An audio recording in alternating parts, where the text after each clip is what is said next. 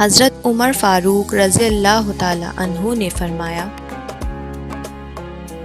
جوانی میں ہر ایسی بات سے بچو جو تمہاری بدنامی کا باعث ہو، تاکہ اگر بعد میں تم بڑے بن جاؤ تو تمہارا ماضی تمہارے لیے وجہ ندامت نہ ہو۔ جس میں تکبر دیکھو سمجھ لو کہ وہ احساس کمتری کا شکار ہے۔ انسان کو چاہیے کہ اپنے اہل و عیال میں بچے کی طرح رہے، لیکن جب ان کی ضرورت سامنے آ جائے تو مرد بن جائے۔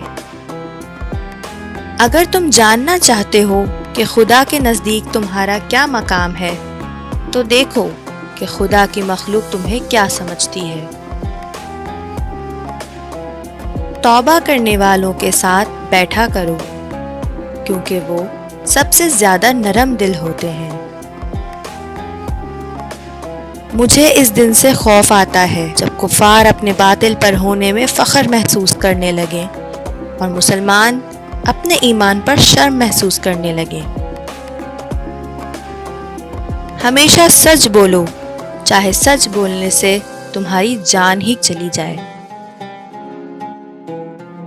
جو ریاست مجرموں پر رحم کرتی ہے، وہاں کے بے گناہ لوگ بڑی بے رحمی سے مرتے ہیں۔